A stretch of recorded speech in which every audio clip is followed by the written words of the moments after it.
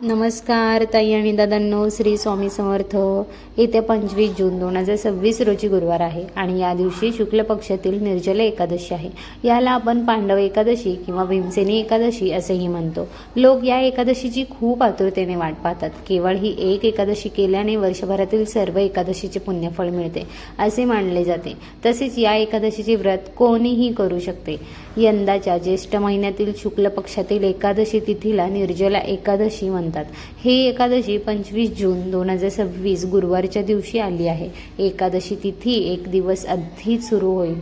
25 तारखेला व्रत उपवास करायचा आहे. ही तिथी 24 जून रोजी संध्याकाळी 6:32 सुरू होईल आणि 25 जून रोजी रात्री 8:09 समाप्त होईल.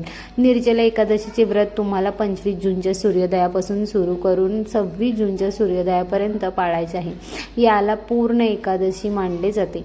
निर्जला एकादशीमध्ये अन्न आणि पाणी त्याग करून उपवास केला जातो. या दिवशी तांदळाचे सेवन करू नये, कारण धार्मिक मान्यतेनुसार तांदूळ शरीरात राहते आणि एकादशीच्या दिवशी त्याला दोष लागतो असे सांगितले जाते.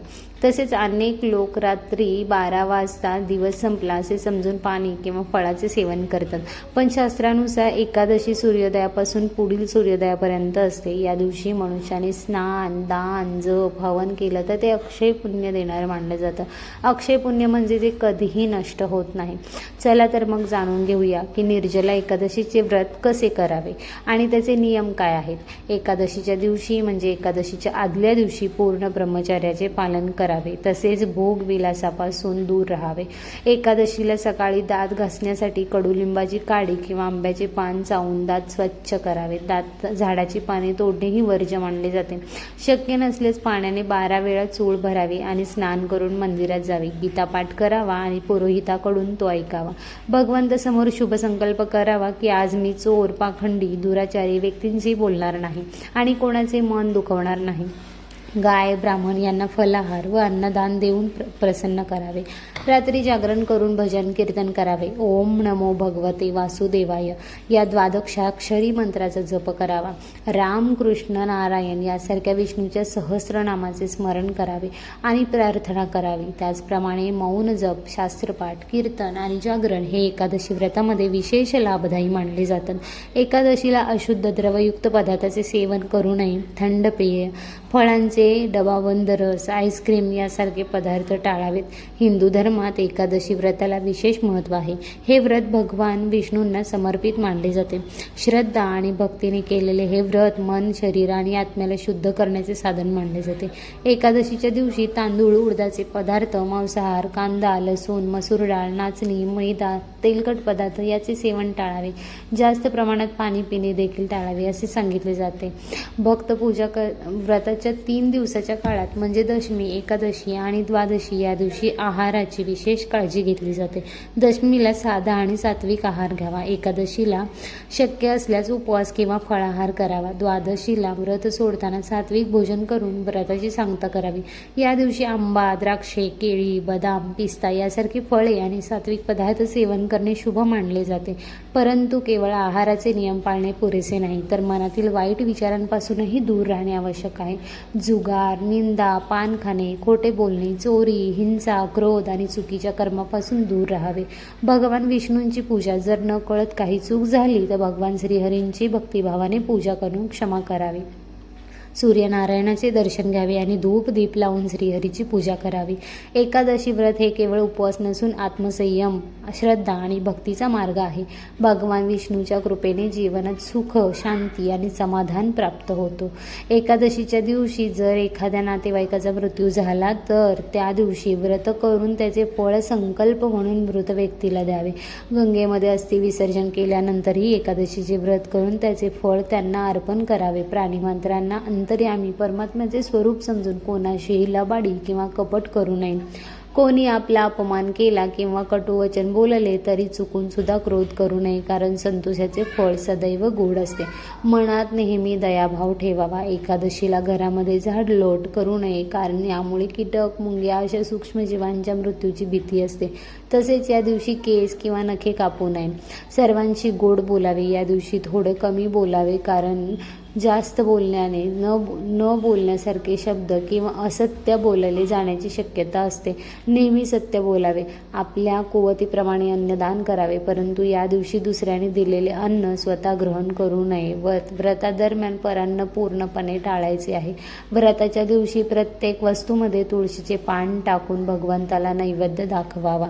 द्वादशीच्या दिवशी 26 जून रोजी सकाळी उठल्यावर काय करावे ते पाहू. सकाळी लवकर उठून स्नान करावे. स्नानानंतर दत्तमंजन, पेस्ट किंवा लाकडाची काडी वापरून दात घासू नयेत. व्रतामध्ये तोंडात लाकडाची काडी धरल्याने कुळांचा नाश होतो आणि खूप नुकसान होते असे मानले जाते.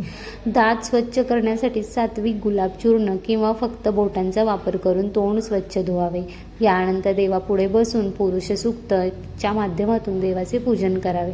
पुरुष सूक्ताने पूजन केल्यास भगवान अत्यंत प्रसन्न होतात. ही पूजा एकादशी किंवा आणि द्वादशी दोन्ही दिवशी करावी.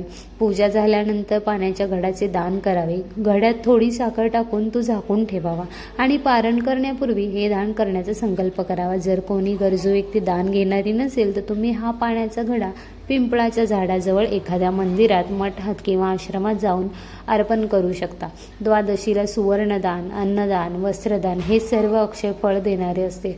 एकादशीला अन्नदान करताना हे लक्षात ठेवावे की तुम्ही ज्याला अन्न देत आहात त्याने ते अन्न शिजवून त्याच दिवशी खाऊ नये, नाही तर आपल्याला दोष लागतो. म्हणूनच सुज्ञ ब्राह्मणाला किंवा जाणकार व्यक्तीला शिधा समान कच्चे अन्न जसे की तांदूळ, गहू, डाळ, पीठ इत्यादी दान करावे.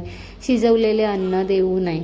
द्वादशीला पूजेच्या जागी 7 फुटाण्यांची 14 तुकडे करावेत. त्यातील 7 तुकडे आपल्या पाठीमागे फेकावेत आणि माझ्या 7 जन्माची शारीरिक, वाचिक व मानसिक पापे नष्ट झाली आहेत अशी भावना मनात ठेवावी.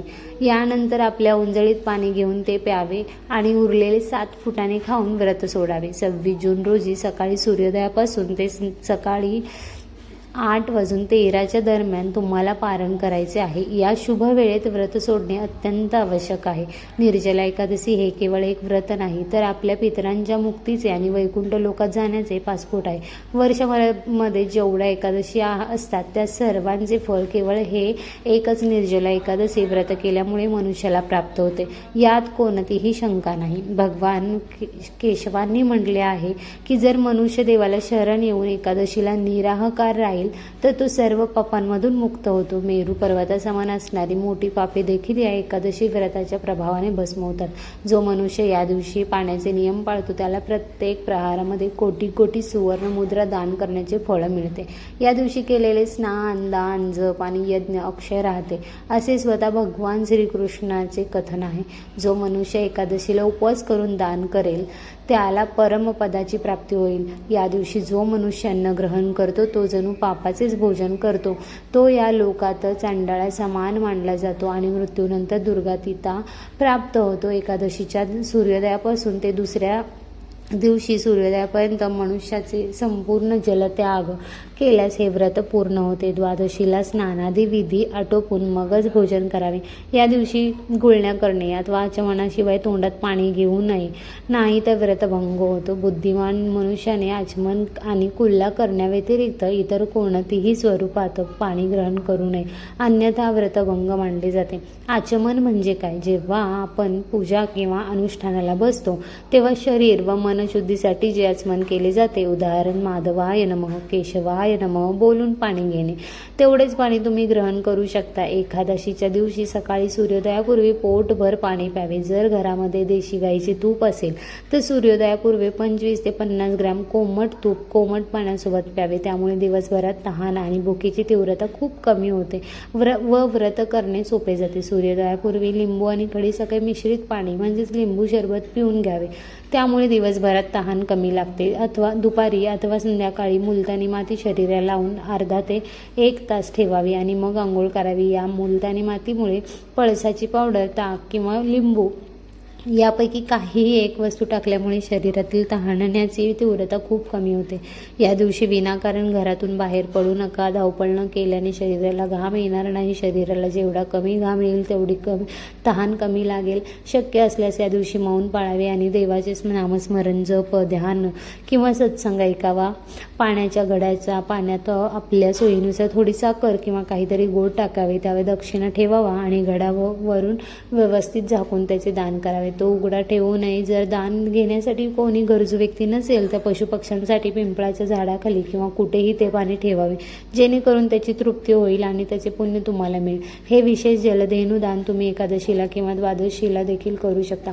ग्रंथामध्ये या दिवशी कमंडलू, छत्री, पादत्राणे यासारख्या उन्हाळ्यापासून वाचवणाऱ्या वस्तूचे दान करण्याचे देखील विशेष वर्णन आढळते. निर्जला एकादशी सुद्धा वर्षातून एकदाच येते. तिचे पुण्यफळ अतिशय लाभदायी आहे. जर आपण केवळ ही एकच निर्जला एकादशी पूर्ण नियमासह केली तरी आपल्याला वर्षभरातील संपूर्ण 24 एकादशी केल्याचे पुण्यफळ मिळते. ही एकादशी इतकी प्रभावी आहे आणि महत्त्वाची आहे. निर्जला एकादशीच्या नावाप्रमाणे या उपवासाला पाणी न पिता पूर्ण दिवस काढायचा असतो. त्यामुळे हे व्रत थोडे कठीण नक्कीच आहे. जे लोक आजारी आहेत, ज्यांचे काही औषधोपचार किंवा मेडिकल ट्रीटमेंट सुरू आहे किंवा ज्या महिला गरोदर आहेत त्यांनी हा कडक उपवास करू नये. ज्यांना अजिबातच उपवास निघत नाही त्यांनी पाण्याचा कडक उपवास न करता फळे आणि दूध घेऊन हा उपवास करावा. जे लोक अगदी शांत भावाने आपल्या सर्व इंद्रियावर नियंत्रण ठेवून या दिवशी दान पुण्य करतात, व्रत उपवास पाळतात आणि श्रीहरीची मनोभावे पूजा करतात त्यांना अफाट पुण्य मिळते. एकादशीच्या रात्री झोप न घेता जे लोक भगवंताच्या नामाचे जागरण करतात त्याच्यावर देवाची अथांग कृपा होते.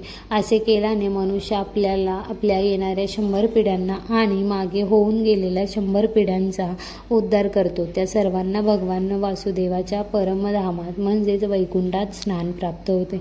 सध्याच्या काळात कुरुक्षेत्रावर जाऊन ग्रहण काळात स्नान आणि श्राद्ध करण्याचा दुर्मिळ योग एकत्र येणं खूप कठीण आहे. परंतु केवळ या एकादशीचे महात्म्य किंवा व्रतकथा ऐकल्याने तुम्हाला तेवढेच मोठे पुण्य लाभू शकते.